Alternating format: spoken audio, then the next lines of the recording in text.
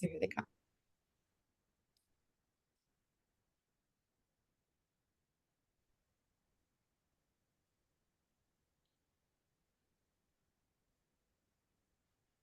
Hi, everyone. We're going to start in just a couple seconds here. We're going to let everybody in from the waiting room first.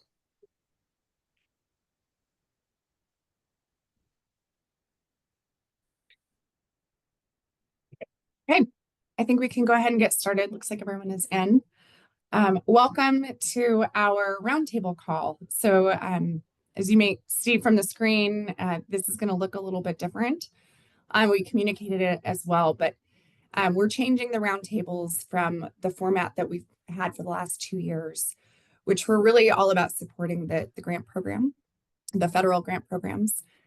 Since we're kind of toward the end of those, we're changing the format to be more of just a general stakeholder roundtable, where we will provide updates on everything going on broadband, which is similar to what we did, and then also open it for Q&A, but less about just the grant programs, more about everything going on in broadband. We are changing these to quarterly as well. So different, instead of bi-monthly, they'll be quarterly, and then everybody, all stakeholders are on the call. So they're not segmented into specific groups. Now everybody's on the call. So thank you for joining us for our first call in the new format. Just a couple of reminders. We are recording the call and we will release the recording afterward. We'll also release the slides. This is also your time still to ask us questions, make comments, have open dialogue and conversation with the Broadband Office staff, who is all on the call. We will open it for Q&A after the staff does provide updates, but we'll make sure we leave plenty of time. And we do appreciate your participation, because it's a really great way for us to gain insights as to what you're seeing in your world, what you're, just what questions you have, anything like that. And just a reminder, we can't discuss specifics on how to apply for, well, I think everybody's applied, but specifics on grants, applications, but we can give more general oversight and information and stuff like that. So just a few reminders before we get started. So at this time, I will hand it to Paige to give us a legislative update. All right, thank you, Lauren. So my name is Paige Osman. I'm a senior policy advisor with OIT's Government Affairs team, and I support the Colorado Broadband Office. So we are in the second half of the legislative session for the 75th General Assembly, and let's go ahead and get into some bills that we've been tracking. So first we have the wireless telecommunications bills. These all came out of the Cell Phone Interim Study Committee that met last summer, and they did introduce 3 bills. The first one up there is SB 2531. So this is the single point of contact wireless services bill. And this bill was amended in the Senate Business, Labor, and Technology Committee, and it does require the CBO to provide technical assistance to applicants seeking grants for deploying wireless services. And OIT was supportive of that amendment, as we do believe it aligns well with HB 241336. That bill was passed last year, and it allows high-cost support mechanism funding to go towards wireless services as a Tier 2 project. The bill also establishes requirements for emergency alert systems. However, OIT and CBO, they're not implicated in that portion of the bill. So the bill has passed the Senate. That was on March 19th, and is now being heard in the House Business Affairs and Labor Committee. It is scheduled for Wednesday, April 2nd, and you can listen into the audio. I do believe that is upon adjournment. The next bill is HB 251056. This is the Local Government Permitting Wireless Telecommunications Facilities Bill.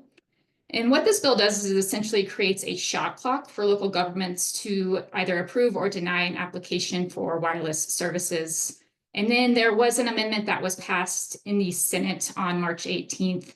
And that amendment basically allows the local governments to toll that period under certain circumstances that are outlined in the amendment. So now the House is considering the Senate amendment, and they have scheduled it for today. I do not believe they've heard it yet, and we will see if they get to it today, but we'll be heard in the House soon. And so the next one is HB 251080. This is the Wireless Telephone Infrastructure Deployment Incentives Bill. And this bill did pass the House Finance Committee on March 20th, and there's audio there if you'd like to listen. there was an amendment that was passed in this committee as well. And this bill basically has two parts to it. The first part allows local governments to provide property tax relief to communication service providers that expand facilities in an area within their jurisdiction.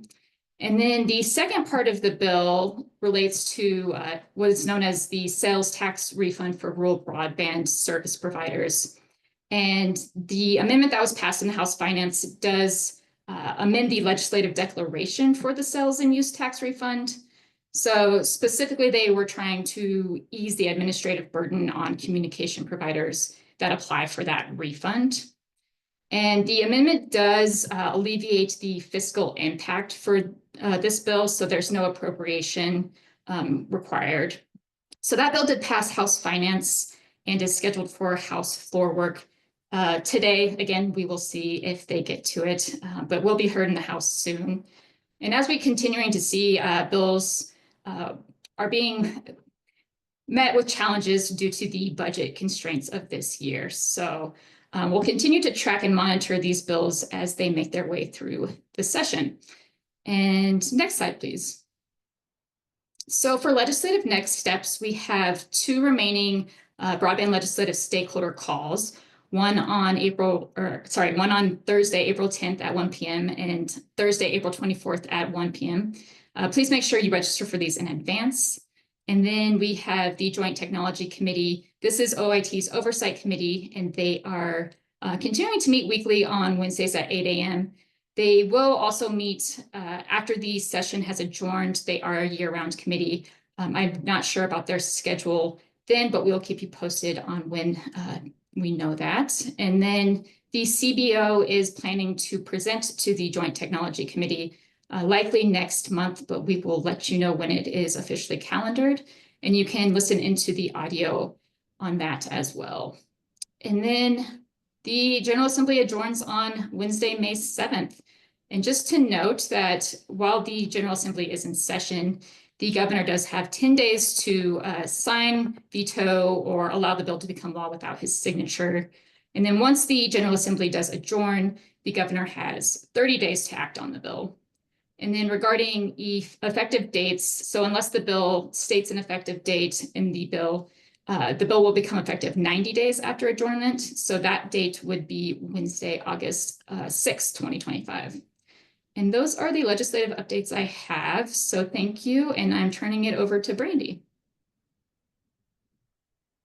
Paige, let me jump in real quick right here. I have a quick update. I don't know if any of you were following the Universal Service Fund. I'll throw this under here because it's legal and legislative. But the Universal Service Fund, the oral argument at the Supreme Court was just this morning. I participated in part of it or listened in on part of it. As you know, the Universal Service Fund provides communication services to rural and low-income people, the E-rate program, the schools and libraries, and rural health care. Just my interpretation of the oral argument, I don't know if others listened in, it seemed like there was about 5 justices in favor of overturning USF and by maybe 4 justices in favor of keeping USF, including, I thought, maybe the Chief Justice. But that's just my back of the napkin interpretation. I thought I'd give that update just because it happened this morning. Thanks. All right. Thank you, Judd. Okay. Next up is Brandy. Right. Good morning, everyone, and thanks, Paige and Judd, for that legislative and policy update. So I'm going to cover the BEAD program, and we're obviously rounding the corner on this program, and just want to say thanks to everybody across the state that's been really engaged in this effort over the last couple years, and it has followed us since the beginning. And if you are tuning in now, it's great too.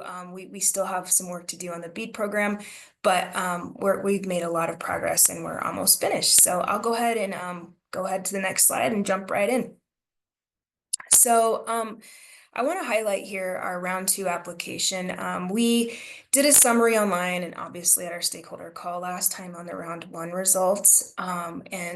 So we did close round 2 and on February 28th, and we have been actively engaged in reviewing applications, providing our summaries, and just wanted to highlight here for you guys the results.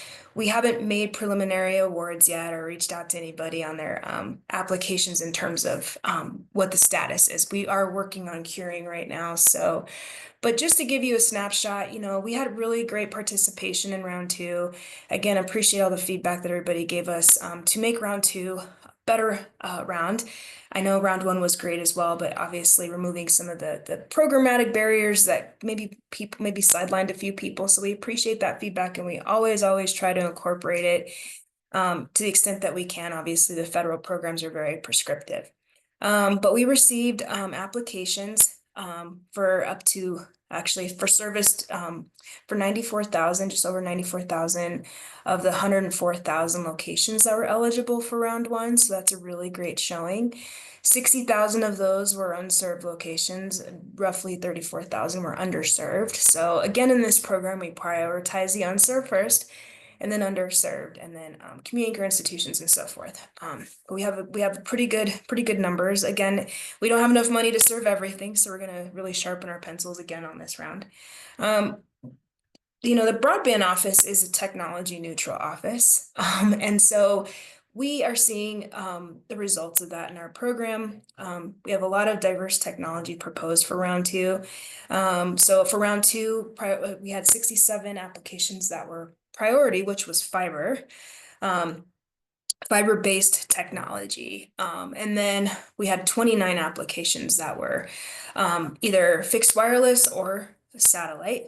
And so we saw diverse participation in technology. Every community was impacted. We saw more than one application from 53, counties with more than one application. We saw 53 of those. Counties with one were 11 applications. And again, every county received at least one application. So that's really incredible, and obviously demonstrates the need across Colorado. So in terms of funding, we received $648 million in requests this round. As you guys know, we have $826.5 million, and about $800 for deployment related costs. But we had ISPs and local governments and special districts, anybody who applied, everybody's providing really great match. The requirement's 25%. And so we saw $176 million in matching funds for our $648 million, which brings a total cost of round 2 to $825 million. We had 96 applications. And then the total number of entities that participated in this round, unique entities, is 22. Again, very similar to round 1, we're seeing a lot of private sector interest in terms of application type. And so, you can see here that a lot of our private sector ISPs are participating. We do have some larger incumbents, no electrical co-op providers in this round, but we see participation from local government, small, medium, and large size ISPs. And then we also have participation from our tribes and other public and private utility entities. So we're really excited about the participation in round 2, and we'll get there. I don't know if we'll get to 100% in this program, but we're going to get pretty close. So that's the summary for the actual applications for round 2. If you want to go to the next slide, Lauren. So next steps. So when we set out on the BEAD path a couple years ago, we made some commitments that we will finish the program in 2025 and be ready for a 2025 construction season. If everything stays the course, we can still deliver on that promise to Colorado. Our timeline currently underneath the current rules and regs is we are spending obviously March and April for application review. And this is all laid out in our volume 2 if you want to go back and read the 170 pages worth of stuff. But we're delivering on that schedule, which is great. And then we will take all of our information from round 1 and round 2 and put it in our final proposal. And that will go out to public comment. It's a 2-week public comment window at this point in time. And so after that, we will submit our final proposal to the NTI by June 3rd. We are a month ahead of schedule, about a month. Well, definitely a month ahead of schedule. So we're pretty confident we'll meet that June 3rd deadline with some time to spare. And so assuming the NTI approves it, within a month of submission, we can start entering into sub-grantee agreements, sub-recipient grant agreements. And that'll take about 60 days once we're approved. So in theory, if everything goes well, we might be able to start seeing shovels in the ground for certain providers that are ready, August, September timeframe. So late summer, early fall. And so we're hoping we can keep that schedule. And then we also will incorporate our ULFW RBS. Public notice process results will be incorporated in our final proposal, as well as the latest version of the FCC fabric. So again, making sure we have the most accurate data. So those that participate in that public notice, so it's unlicensed fixed wireless, we'll have that data in there. So thanks to those that participated in the process. Our mapping team is working on that. I don't want to steal the thunder there, but we're pretty excited. So we're going to deliver if we can stay on schedule. One thing that I wanted to let everybody know is, and I know there'll probably be questions about what the feds are proposing, specifically in the Speed to Beat Act that was proposed by the House a couple weeks ago. And then obviously some of the conversations and maybe rumors, I don't know. I don't have any sort of specific guidance around what's changing, but we do know there might be some changes, significant changes. One of the things that Colorado, along with other states, has done is we have sent a letter to Secretary Ludnick to make sure that whatever they decide to do at the NTIA, that we're not delayed. A lot of states, there's probably at this point 2/3 of states that have opened up their subrecipient applications, or they're right in the middle of it. Or if you're Colorado, you're in the top 5 states that are pretty much finished.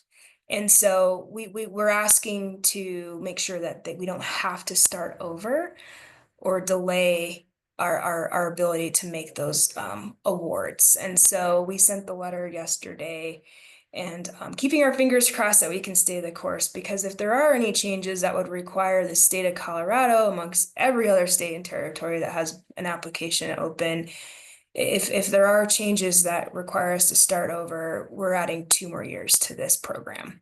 And so that's really hard, and we don't want to see that because we're there. The program has been, for the most part, there has been, a lot of delays. It's a very prescriptive program and very process heavy. But for Colorado, any sort of improvements to the process for us would not speed this program up at this point. Those processes would have had to have been amended a couple years ago.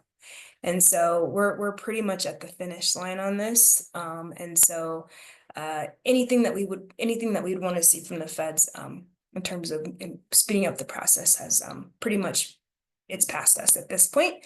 And if we have to start over, that means that all of our ISPs have to start over. And so we don't want to see that happen. So we're hoping that our federal government allows us to continue forth and bridge the divide in Colorado, and across the country. So I just want to put that out there because I know we might get asked that question, but this Colorado is advocating right now for keeping to the schedule. I think that's it for me on the BEAD program. Again, we will be analyzing round 2. We might have to go back to round 1 recipients, maybe tweak some things. I don't know yet. You really have to look at this program, and it comprehensively between all the rounds. Again, this is a broadband Rubik's Cube across the state. And so it's been really quite interesting and challenging for us, but also exciting at the same time. But yeah, we're excited, and hopefully we can keep the schedule. So I'll stop there, and I think that's my last slide. So if you want to advance the next slide, hand it over to, I think it's Brian or Megan. Yeah, before we do that, Brandy, there is one question in the chat I figured we could just address right now really quick while we're on BEAD. It says, am I understanding correctly that 100% of all unserved and underserved locations in Colorado must be covered in the final proposal to the NTIA to secure their approval? Do you want to answer that real quick? Yeah, that's a great question, Mark. And when we, after we closed round one, we advocated to a change to that requirement, a programmatic waiver of not having to cover 100% of every BEAD eligible location. It's just impossible. We don't have enough money to do that. And we just, and again, like, because this grant program is a voluntary program, it's a really tough mandate. I do appreciate the intent and the inspiration around the 100%, and it is very much a value that the CBO holds, as well as the state of Colorado. We want 100% coverage, but it takes a lot of money. And when we're looking at our the actual results of BEAD, you know, we just don't have enough money to get to everybody. And so, but what that means for us is that we have a real opportunity in our state-funded programs. So these are state dollars, these aren't federal programs, to come in and continue to connect those that maybe we didn't get to in these federal programs.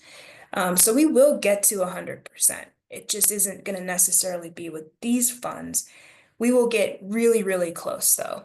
And when we started out, just so you know, back in, I don't know, 2021, 22, you know, we were looking at 360,000 locations that did not have, you know, either they didn't have adequate broadband, whether they were unserved or underserved. You know, to get to about 135, 140,000 in the BEAD program is a big deal. So, and this is partly because we've had private investment, federal investment from the state, but also other federal investments through the USDA, Tribal Connectivity Program, and other programs. So, you know, we're going to get there to 100%. It isn't going to be in the BEAD program, and they gave us a programmatic waiver for that.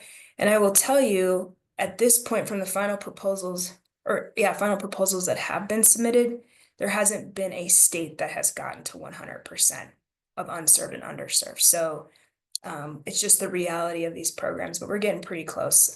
So hopefully that answers your question. They'll still approve it based on our programmatic waivers. All right. Thanks so much, Brandy.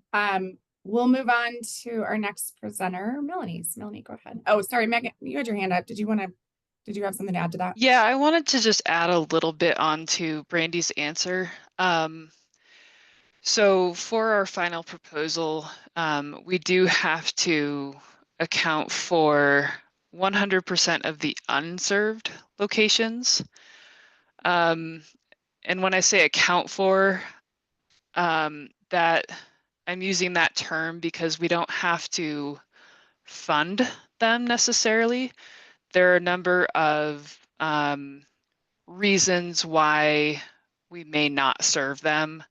For example, if there are enforceable commitments from other programs that we have found out about, we can say, this is already being taken care of, therefore we're not funding it with BEAD. Or maybe the location was mischaracterized, like it's a barn on a property, so it's not the main building that needs service. So we have a number of reasons where we can take those off of that unserved, or take them off of the funding list.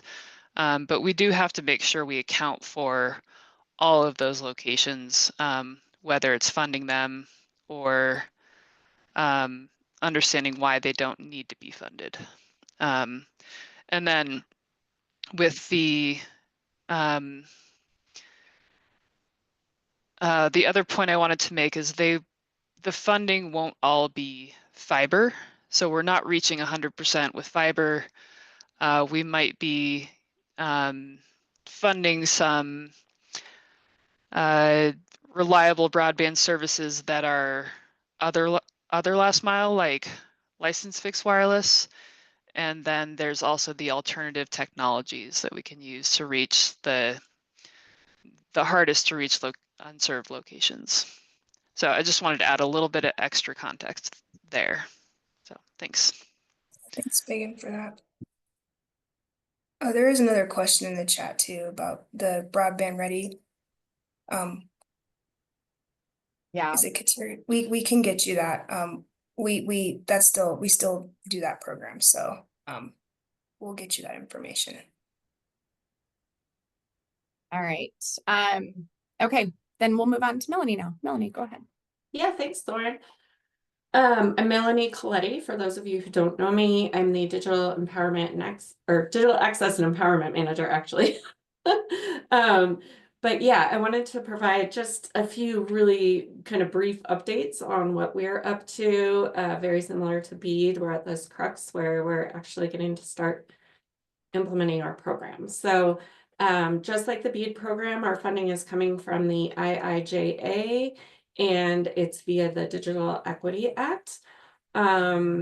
We are in the Office of the Future of Work. The digital access team is there. And our number one priority going forward over the next several years is to build digital access coalitions. We did have some other initiatives that were in our original plan that we submitted to the NTIA. However, our money has been almost halved. We were expecting to get 3 tranches of funds, but we are only getting 1. It's $12 million, and we are in the process of trying to roll out our programs with that. So the reason that we were focusing on coalitions is, for one thing, there's a lack of awareness about digital access across the state. And the Office of IT and the Broadband Office have really worked closely with us to think about, what does it look like when broadband rolls out?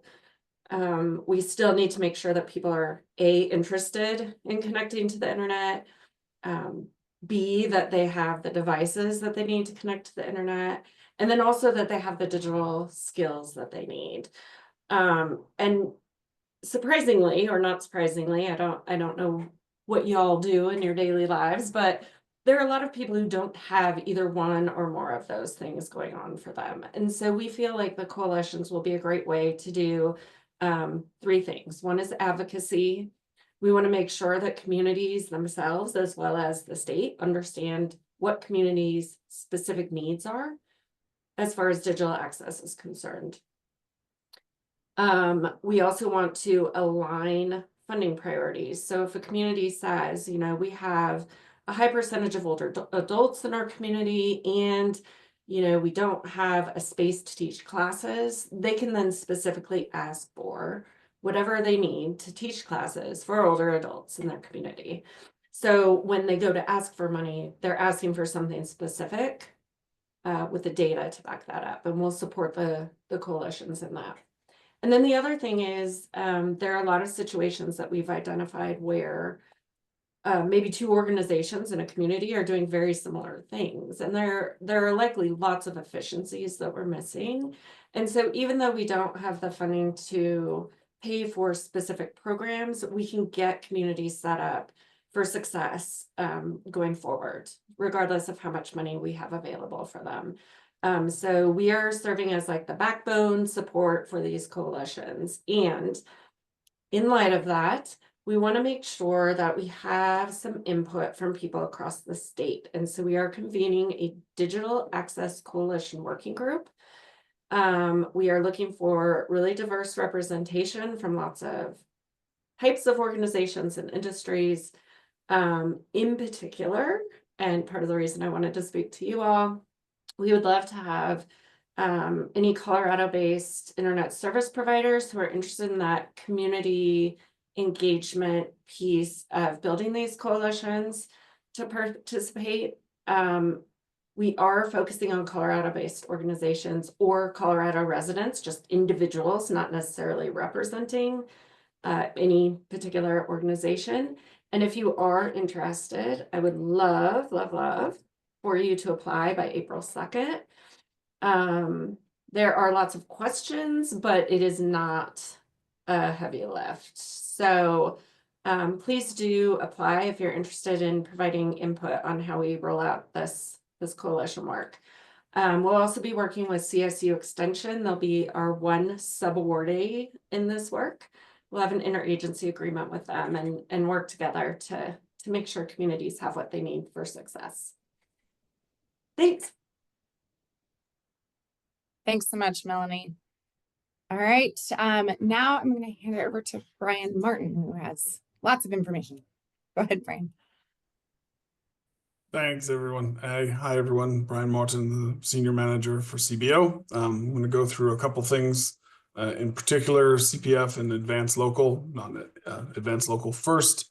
If you all don't know me, I joined a couple weeks ago as the Senior Manager, but I've been running the Broadband Deployment Board's Broadband Fund for the last 4 years, 5 years. So I'm happy to be in this new role.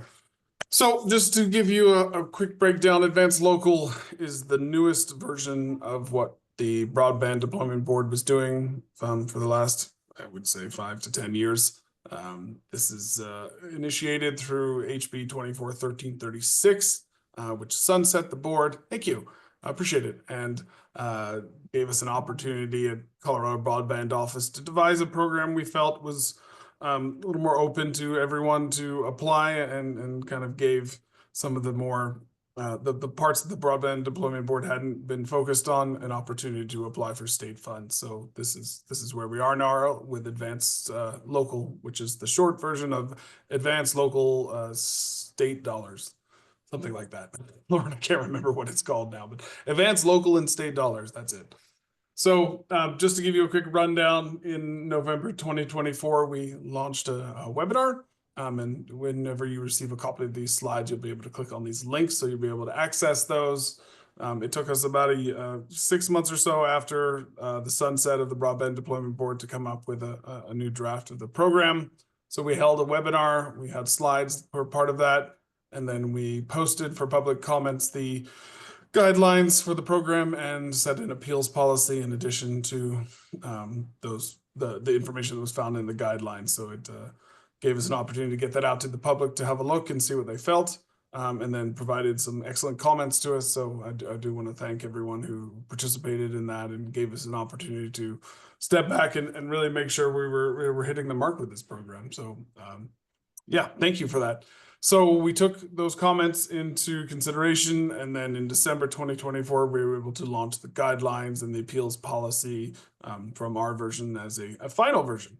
I'll get more into what that looks like in the next slide, but yeah, so it took a few months, but I think we were able to come up with a program that was still using those high cost support mechanism funds in an advantageous way for folks across the state. Next slide, please. So next steps, we're still finalizing what this timeline looks like. You know, things do change and adjust, so we want to be able to transition with that. The important thing, I think, is that we are looking to have an opening of the timeline review sometime a little bit later in the next couple of months. We do encourage you all to take a look at those guidelines and the appeals policy. If you have any thoughts or considerations on that, please feel free to you're welcome to email me, brian.martin@state.co.us, or you can send it to our advance_CBO inbox. We'll just keep those into account.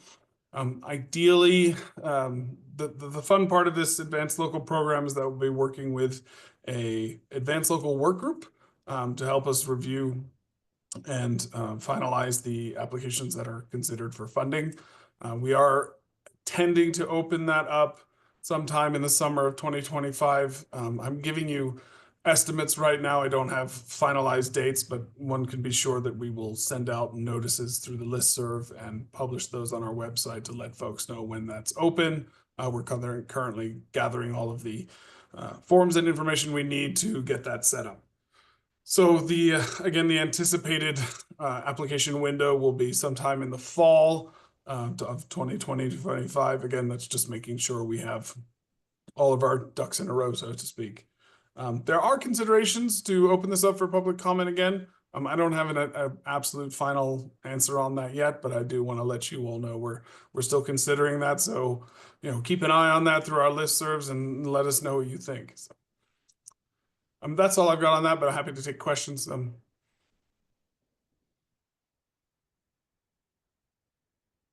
All right, more to come. So, and here I am again. So just to give you all a little bit of announcement. So CPF was very successful in our first round. And because there was some fund left over that we don't want to leave and want to make sure that we get to squeeze every last bit of juice out of that funding lemon, then we opened up round 2. So we have about 700,000 remaining funding that we'd like to open up to previous applicants who were successfully awarded in round 1. That focus will be still with the required speed parts, components of CPF. There will be tiered matching requirements will remain the same from the first round, and this will focus on fiber-only projects. We'll get notice out to eligible applicants in the next week or so, but the idea is to have the program launch around the mid of April. That'll be open for about 30 days or so. There'll be an online form that you'll need to fill through, and we'll release an addendum to those round 1 guidelines again in the next week or so. So that's all I've got on that for now. But again, we welcome questions or thoughts on that process. Thank you. Thanks so much, Brian. So we gave you a lot of information, and at this time, we'll open it for any questions that you have. A lot of you know the routine. You can drop it in the chat and I'll read it aloud for the group, or you can raise your hand and you can ask your question, whatever you prefer. So I'll read the first one in the chat. It says, is the CPF new application only open to applicants that were awarded funding, or is it also open to applicants who applied but did not receive funding? Now, Brian, do you want to take that one? Yeah, sure. Thank you for the question. Yeah, will be open only to applicants who were successfully awarded in round 1. So actually, real quickly, we just received approval from Treasury to include those that were successful in the CPF program, but also those that want to apply who did not receive funding in those rounds. So we opened it up. So I just got the email this morning, Brian. So you're correct as of yesterday, as of like 10 o'clock this morning. So it's open. We'll have more details on that, Liz, whenever we get there. But we're gonna have to update some of our guidance based on what Treasury came back with today. So you were right, Brian. I got approval like an hour ago. So that's great. Thank you, Brandy. Yeah. Things are constantly changing. Okay, another CPF round 2 question. Do CPF round 2 applications need to be tangential, I cannot say that word, to round 1 awards? Brian, do you want to take that one again? Yeah, sure. So I think the idea, I believe, is to encourage applicants or eligible recipients to expand their program into areas that are in a similar proximity that could be tied into that. So they can't be exactly the same, I would say, but they have to be related to the other project. I don't believe, and I'd certainly welcome my colleagues to jump into that as well, as they shouldn't be on the other side of the state, but they should be related to your current project, but also giving you an opportunity to grow the project. So I don't know if that helps. If that doesn't help, please feel free to email me. I can get you something a little nicer in detail later today. That helps. Thank you. Okay, thanks, Brian. So BEAD question. Question is, do you have a timeline for concluding BEAD 2 and opening up BEAD 3 applications? Brandy, do you want to take that one? Yeah, I can take that one. So there will be no round 3 for BEAD. So round 2 is it's our final round. In our volume 2, we started out with our initial round and we gave ourselves flexibility for having multiple rounds if need be. And we had determined that with the funds that we have, we didn't need to run a round 3. So, round 2 is it. And then for the timeline, I think I said this earlier, is round 2 closed on February 28th. And we're in the middle of reviewing applications for round 2 right now. And then we'll be done with that over the next probably 3 to 4 weeks. And then we'll be we'll present our final proposal for public comment. So yeah, the BEAD program for right now is we're complete. We're done with the subrecipient selection process of that program. Brandy, I did receive a question in the chat about the timeline for provisional awards for round 2. Do we have a timeline we can share as to when we'll send provisional awards directly to those receiving them from round 2? You're on mute, by the way. Not yet. So, okay. Sometime between now and the end of April. So, and those might be rolling as well, rolling announcements. So we did that last time. So there's not like a hard and fast date per se. And again, there's some curing that has to happen. We have to look at the results for round 2, compare those to round 1, make sure we're still tracking well there. So there's not like a hard and fast timeline, but we'll do our best to let people know as soon as, because we want to let you guys know for planning purposes and also to celebrate. So, and again, just so you know, a provisional award is just that. It is not a final award, because the only way awards is to get approval from the NTIA. So if you do receive notice about provisional award, just know that it is not set in stone, because we still have a few steps that we have to take to make those permanent awards, not provisional awards. So just want to be very clear on that. Provisional award is not an endorsement by the NTIA or CBO. It's just saying, hey, you did a good job and you might be awarded, but we still have several steps to. Great, thank you. Okay, another CPF question in the chat from Shaq Powers is, if there's 700,000 available, do you have a maximum award amount in mind?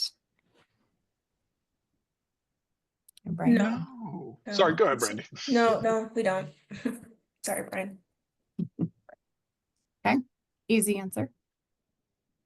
All right, I don't see any other questions in the chat at this time or hands raised. So we still have a few more minutes for questions. So we'll wait and see if we receive any more.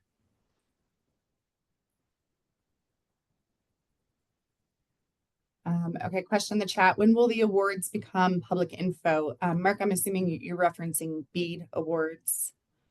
And Brandy, do you want to take that one or?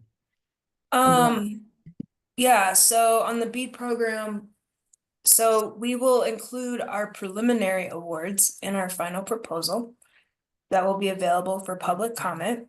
We'll have a 2-week noticing period. At that time, everybody will know what our strategy was and who the potential awardees are. So again, we're like I said before, we are putting our final proposal together, and we'll probably initiate our public comment process end of April, early May.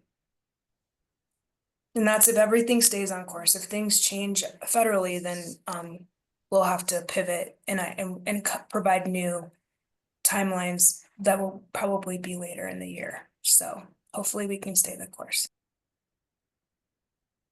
Okay, great, thank you. Okay, any other questions?